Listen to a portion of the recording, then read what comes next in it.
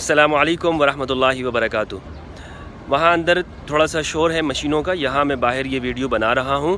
یہ ویڈیو اس بارے میں ہے ائمہ اہل البیت علیہم السلام کے جو نام ہے وہ مسجد نبوی کے اندر لکھے ہوئے ہیں، اور آپ اسکرین پہ دیکھ رہے ہوں گے جہاں پہ خلفائے راشدین رضی اللہ عنہم کے نام ہیں، ریاض الجنہ کے جو اوپر کا حصہ ہے، وہیں پر اس ائمہ اہل البیت علیہم السلام کے نام لکھے ہوئے ہیں، سب کے نام لکھے ہوئے ہیں۔ ابو ہریرہ ہے اور انس بن مالک، زبیر بن العوام وغیرہ، عشرہ مبشرہ کی بھی ہیں، خلفائے راشدین کی بھی ہیں۔ وہیں پر امام ائمہ اہل البیت علیہم السلام کے نام ہیں، امام علی علیہ السلام، امام حسن، امام حسین، امام زین العابدین سید سجاد، امام محمد الباقر، امام جعفر الصادق، امام تقی، امام نقی، امام رضا علیہم السلام، یہ سب کے نام مبارک جو ہیں اسماء گرامی وہ یہاں پہ لکھے ہوئے ہیں۔ بتانا مقصود یہ ہے اس ویڈیو کے اندر کہ مسجد نبوی کے اندر یہ نام لکھے ہوئے ہیں، تو اس کا مطلب یہ ہے کہ یہ نام جو ہے جو ہمارے ہاں پاکستان میں اگر کسی کے گھر میں لکھے ہوں یا کسی جگہ پہ ہم دیکھ لیں تو ہمارے یہاں سمجھا جاتا ہے کہ یہ کوئی شیعوں کے نام ہے۔ ایسا نہیں ہے بھائی، مسجد نبوی کے اندر لکھے ہیں، یہ ائمہ اہل البیت علیہم السلام ہیں، کیونکہ یہ لوگ جانتے ہیں بھائی اسلام تو یہاں سے آیا نا، ان لوگوں کو معلوم ہے۔ ہمارے یہاں تو پتہ نہیں پہنچتے پہنچتے کتنی تحریفات ہو گئی اور کتنے فرقے راستے میں وہ ایجاد ہوئے۔ اب یہاں پہ ان ناموں کا ہونا یہ کس بات کی علامت ہے؟ یہ اسی بات کی علامت ہے ان کی اہمیت کی، کتنی اہمیت ہے اسلام میں ان ذوات قدسیہ کی، اور حدیث الثقلین وہ ان کے سامنے ہے۔ تو لہٰذا ہمارے ہاں اگر 12 اماموں کو ہم نام لیں تو 12 اماموں کو شاید ہمارے ہاں یہ سمجھا جائے کہ جناب یہ ایک خاص مخصوص فرقے کے ہیں، ایک مخصوص لوگوں کے ہیں، اور یہ انہی لوگوں کا کام ہے، ہم سنیوں کا اس میں کوئی کام نہیں ہے۔ ایسا نہیں ہے، یہ رویہ درست نہیں ہے۔ پھر ایک اور بات جو اہم بات معلوم ہوتی ہے وہ یہ ہے کہ میں نے پورے جگہ پر یہ نام یعنی دیکھا کہ کہیں پر مجھے معلوم یہ پتہ چلے کہ کسی طلقاء میں سے کسی کا نام لکھا گیا ہو انہوں نے، تو مجھے نہیں ملا کہ ان جہاں پر یعنی ابو ہریرہ جیسی شخصیت کا نام یہاں پہ لکھا ہوا ہے، ٹھیک ہے، وہ مدینہ کے صرف گورنر رہے تھے چند مہینوں تک غالباً، لیکن ان کا نام ہے، لیکن کسی طلقاء میں سے کسی کا نام یہاں پہ نہیں لکھا ہوا۔ اس کا مطلب یہ ہے کہ اسلامی دور میں بھی ان کو وہ اہمیت نہیں دی جاتی تھی جو آج ہمارے پاکستان میں ان کو دی جاتی ہے۔ ایک خاص طریقے سے ان کا نام چڑھایا جا رہا ہے اور چلایا جا رہا ہے۔ مسجد نبوی میں کسی جگہ ان کا نام نہیں ہے، ائمہ اہل البیت کا ہے، اصحاب صفہ کا ہے، اصحاب العشرہ کا ہے، یعنی عشرہ مبشرہ کا، اور یہ روایت بھی میرے نزدیک محل نظر ہے، لیکن خیر خلفائے راشدین کا نام ہے رضوان اللہ علیہم وہاں، لیکن کسی جگہ پر بھی میں نے ان کا نام نہیں دیکھا جو ہمارے ہاں بس اس کو اتنا یعنی ان ناموں کو پیش کیا جاتا ہے، فضیلتیں بیان کی جا رہی ہیں جی، وہ عجیب سی صورتحال ہے، عجیب ہمارے ہاں لوگوں کا حال ہو گیا ہے، ان مولویوں نے کر دیا ہے۔ تو یہ بتانا مقصد تھا، ائمہ اہل البیت علیہم السلام کے نام ہیں۔ ائمہ اہل البیت وہ صرف شیعوں کے نہیں ہیں۔ حدیث الثقلین، آپ صلی اللہ علیہ وآلہ وسلم نے فرمایا میں تمہیں 2 چیزیں چھوڑ کے جا رہا ہوں، حدیث الثقلین ہمارے سامنے ہونی چاہیے۔ اور دوستوں میں یہ آپ کو بتاؤں کہ کہتے ہیں نا کہ اس میں تو کتاب اللہ سے استمساک کہا گیا، بہت سارے علماء اس بات کو مانتے ہیں کہ جی اہل البیت کی عزت اور توقیر ہونی چاہیے، لیکن ان کو واجب الاتباع نہیں مانتے۔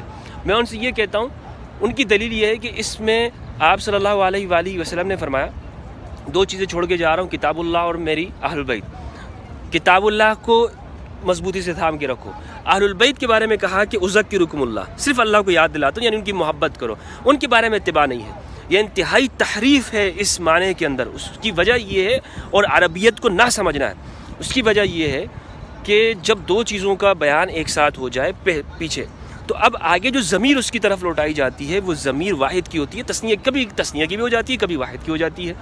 قرآن مجید میں اس کے بہت سارے نظائر موجود ہیں، بہت ساری مثالیں موجود ہیں کہ 2 چیزوں کو ایک ساتھ اس میں ظاہر کی شکل میں بیان کر دیا۔ اب جو آگے جو ضمیر آ رہی ہے تو وہ مضمر کی جانب، یعنی مضمر سے مراد جو اس میں ظاہر ہو، جس کا بیان پہلے ہو چکا ہو، اس کی طرف جو ضمیر عائد ہوگی وہ واحد کی ضمیر ہوتی ہے۔ یہ عربیت کا قاعدہ ہے، اور ادنا سے ادنا جو عربیت کے واقف ہو وہ اس بات کو اس سے لا علم نہیں ہوگا. لیکن ہمارے ہاں پتہ نہیں مجتہدین اسلام اہل سنت وہ کس طرح سے لا علم ہو جاتے ہیں. دوسری بات یہاں تھوڑا سا یہ مائکرو فون یوز کر رہے ہیں, میں تھوڑا سا آگے جا کے گفتگو ریکارڈ کرتا ہوں. دوسری جو بات ہے وہ یہ ہے کہ اس روایت کو اگر آپ پڑھیں گے تو اس کے الفاظ کیا ہیں. اس کے الفاظ یہ ہیں کہ انا تارکم فیکم الثقلین, تم میں دو گراں قدر چیزیں, دو بھاری بھرکم چیزیں چھوڑ کے جا رہا ہوں. وہ کیا ہے؟ اولہما, ان دو میں سے ایک, کتاب اللہ, اللہ کی کتاب ہے, فی الہدا والنور, اس میں ہدایت ہے اور نور ہے. فخذوا بکتاب اللہ, کتاب اللہ کو پکڑو. کیا مطلب؟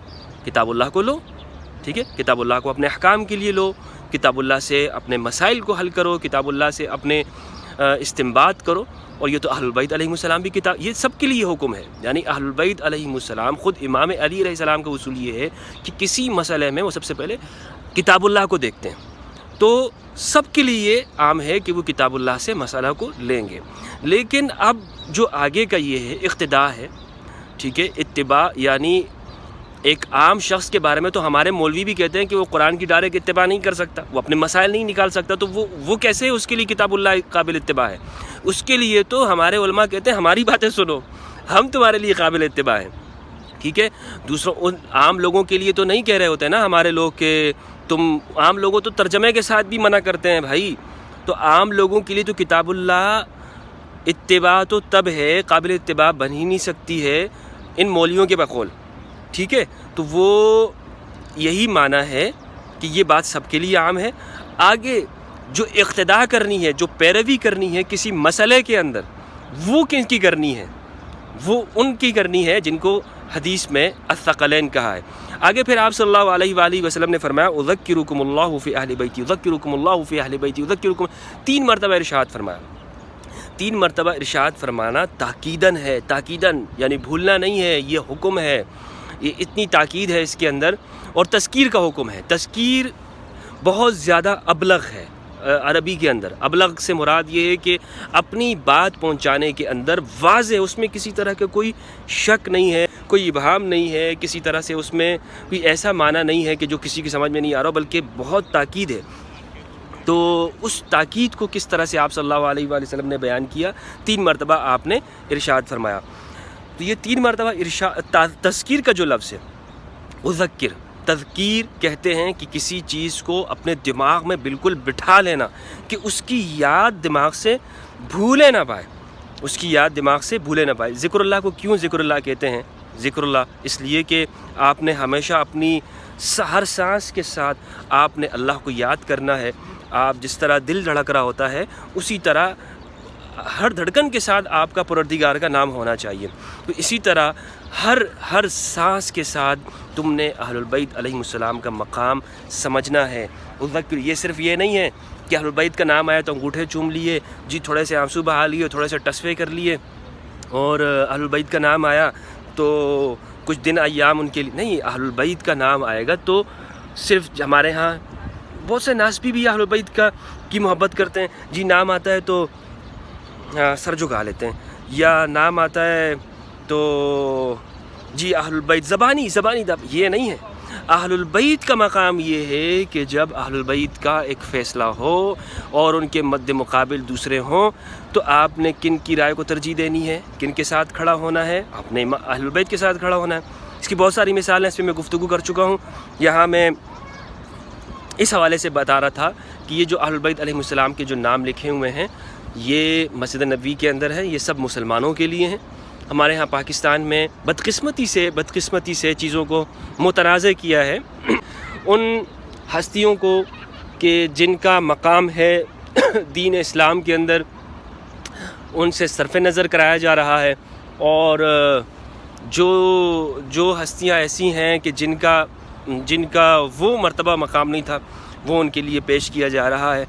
تو یہ ہمارے ہاں بہت ایک دین کے ساتھ ایک مذاق کیا جا رہا ہے. امید کرتا ہوں کہ اس حوالے سے رہنمائی ہوئی ہوگی دوستوں کے لیے. اگر اس حوالے سے کوئی سوال ہو تو آپ پوچھ سکتے ہیں. اور اللہ سبحانہ و تعالیٰ سے دعا ہے کہ پروردگار ہمیں قرآن مجید اور اہل بیت علیہ السلام کی معرفت عطا فرمائے. السلام علیکم ورحمۃ اللہ وبرکاتہ.